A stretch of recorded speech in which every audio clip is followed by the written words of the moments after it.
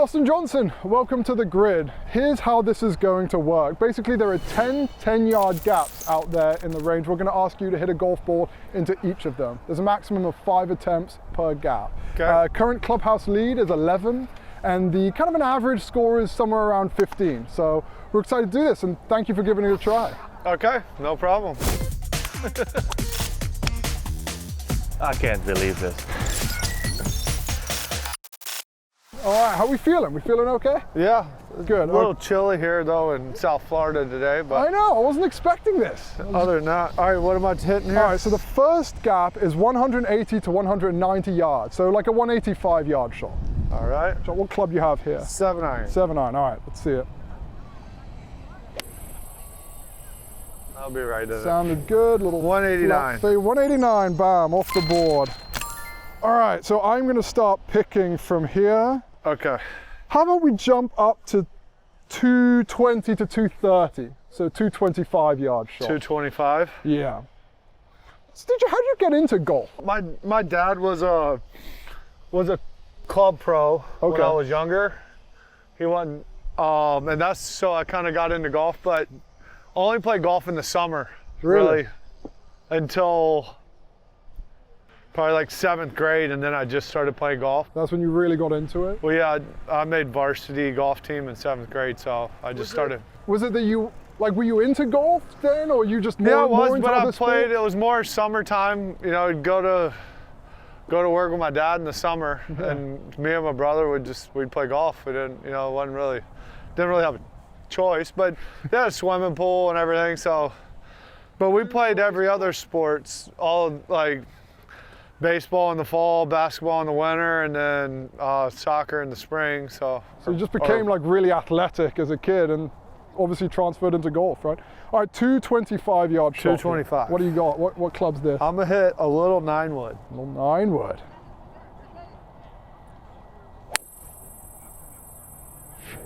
$225 on the number. 225 on the nose, bravo. A 9-wood, what loft is that? 24. I feel like you've loved a high lofted fairway wood throughout your career. No, Like, you had a I 7-wood just for a while? started. I had a 7-wood, and then I put this in at probably 2 years ago, maybe. I've been playing it ever since. And so far, so It's good. And it's clearly pretty dull. All right, so let's jump up. We'll inch up one. So 230 to 240 on this one. All right, I'm gonna hit the same club. So same club. And so was the last one stock, or did you have to take a little off it? I just took a little off. Okay. but So now you're closer to your stock at yeah, 235 a little with your more, 9-wood? little more stock here. Okay.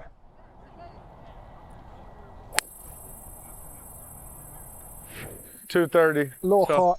230 on the That was nose. a little off the bottom, because usually it'd go about probably 235, but I Okay. was just slightly thin. Slightly thin. So But it got in the window. and so what? When it's a little thin, that just brings the spin up a Yeah. little bit. It just doesn't go quite as far. Doesn't go quite so perfect. But it still hit our window we're looking for. Yeah, I know. You're doing great. All right, so you're off the 3 for 3 so far. How about we drop down to 200 to 210, so 205 shot. I did read somewhere that you played a lot of money games growing up. I did. Against other. So what were the stakes then that you were playing for these money games? That you growing up? I pretty much everything was $5 a hole. $5 a hole. Yeah. Okay. And what skins you were going? No, I mean it was just a dog fight that at the local club that I grew up playing. They played Monday, Wednesday, Friday, Saturday, Sunday, and yeah, a lot of times I didn't go to school on Monday, Wednesday, and Friday, or I went in the morning and made it to the dog fight by 12. That's awesome. Oh man, All right, 205. What do we got? 205. I'm at a 6 iron. Sounded good. 200. 200 on the nose again. Yeah. Bam, all right. How about we jump up 250 to 260, so 255 yard shot. It's cold. I have to hit my 255. Yeah. So 250 to 260. Actually, I'll hit 7-wood. You must have been an in-demand junior player then for these money games once they started seeing you being able to cash some checks at a young age. I played all right. I was okay. Well, you had to play well if you didn't have any money. All right, 250 to 260? 250, 260. Teed it up. Oh, Don't like I it? just hit off the bottom. Oh, 246. All right, 246. give it another go. I mean, it's the right club. I just missed that one a hair. All right, give it a go. Oh, that's not gonna get it. Another one. All right, give it a go again. Yeah. So 240, 255 is our goal. 250, Yeah. 260 is the gap. So the first one you said just a little off the bottom, and that one High touch- toe. High It's toe. not as terrible. All right.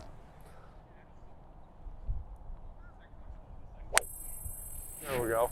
That's, That was it solid. 251. yeah, 251. All right, nice. Let's stay in this zone and go to, how about 270, 280, the longest gap out there? And the most awkward, according to every pro we've asked to do this grid challenge.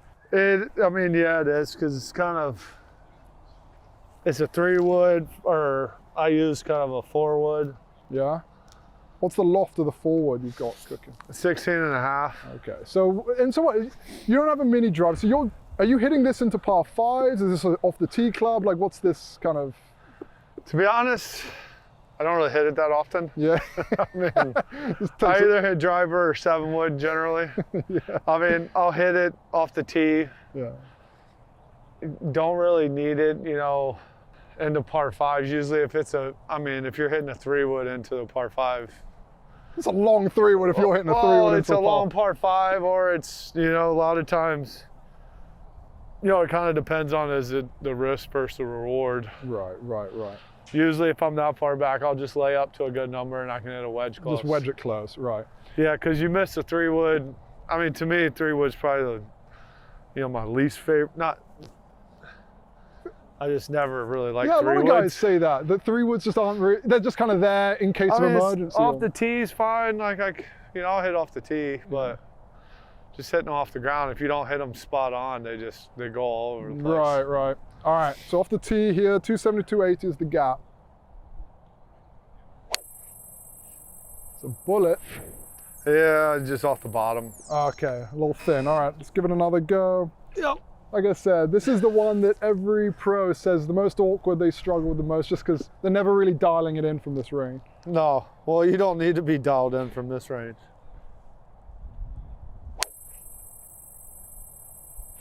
Sounded, That was it. I mean, 272. sounded good, 272. All right. How about we drop down now to 190 to 200, so 195. DJ, you know, I feel like your swing really kicked off the bowed left wrist movement. What's funny though is I saw some a swing of yours, maybe from college, Yeah. where it wasn't as bowed on the backswing, and it's just gotten more bowed over. Is that something you and Butch worked on, or No. it just kind of it just It naturally was evolved? just it was always that way, but I think it might have been a hair less because I used to play draw. Okay. So I used to draw everything. Like, wouldn't hit a fade unless I had to go around a tree or something. Yeah. You know, but from the middle of the fairway, I'd never hit a fade. Okay. And then when I started working with Butch, we started working on fades, but I still, for like the first 4 or 5 years, I wouldn't hit one from the fairway. Really? Yeah. No, I still always turned it, but you know, it got to a point where I was just getting ready for the season, and like the new drivers and equipment, like I was having trouble drawing it, and just started playing a fade. Because draws for you guys can just go off the planet if you Well, get them wrong, right? Yeah, for me it was just more, went out and I wasn't driving it good, hitting a draw, so I tried hitting a fade and hit it really good and just kept playing a fade. All right. What did you say, 190 to 190 200? to 200. Okay.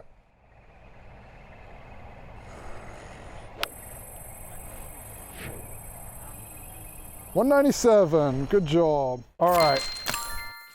How about 210 to 220, so 215 shot. You know, your college coach, Alan Terrell, was Yeah. talking to me, he said that you were just incredibly talented throughout at every level you've played, especially in college. But there were times where he would have to lean on his guys a little bit, lean on guys on the team. Is that, On me, yeah, maybe. what does that mean, I guess? You have to ask him. You just said he needed to like give you a kick up the butt every now Yeah, and for again. sure. Well, yeah, I didn't always listen or follow the rules. So, 210 to 220. 210 to 220.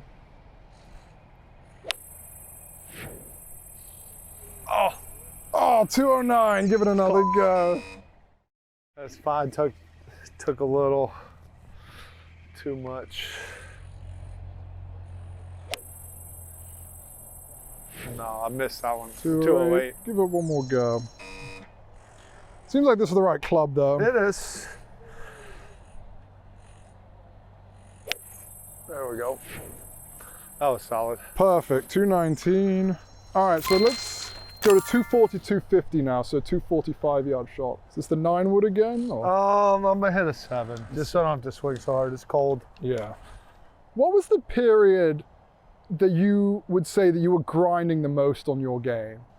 I'd say probably like, I mean, obviously college, put in a lot of time, but so I missed a putt. It was like a 3 to 4 footer on the 30, like on the last hole, a horseshoe to putt to make the cut in the first playoff event in 2008. Okay. And because I missed the cut, I didn't get to play the next week. So obviously I wasn't too thrilled about that. And so I went back and worked with coach for a month, really hard, and then came out and won Turning Stone the next event of the fall. So that kind of 2008 period, that was where you were just Well, like yeah, really, I mean, from there I kept on working at it, but you were really burning hot. yeah, because I got on tour in my first 5 events that I played really well and had a lot of success. And then I think I got a little lazy, like, oh, this is, you know, it's easy. I don't have to put in as much work, and didn't play very well for the rest of the year pretty much. And then, you know, that was kind of the turning point for me is, you know, when I didn't get the top 125 on the FedEx Cup and had to go play well in the fall to keep my card. Obviously, so I went home and worked my butt off and came out and won the first fall event. I love it. That's all right, what do we say? 245. 245 on the number. On the nose. All right, good job. And now our final gap, 260 to 270. So 265-yard shot. So what do we think? It's funny you write these gaps, like, to be honest, I never even think about them or. I know, that's the beauty of the Golf Digest Grid Challenge, DJ. Well, no, it's fine. But like, I mean, I've got, obviously too, as you can tell, every time I hit one solid, it's in the gap. It's, yeah. If I miss it, it's not. It's so funny, like, we've had scratch golfers do this, and they're just, they can't do it in 20 golf balls, 25 golf balls. You guys are just sleepwalking to. Well, yeah, I mean, 15. too, but as long as I hit it solid, everyone's going to be in the gap. You know where it's going. Yeah. All right, 265. Let's put a bow on this. 265.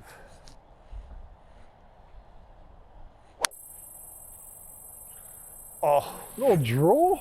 it was Oh, 271. 271. That's the second one you've missed by 1 yard. All right. It's all right. But it went a hair further because I turned it over. That's right. I didn't mean to.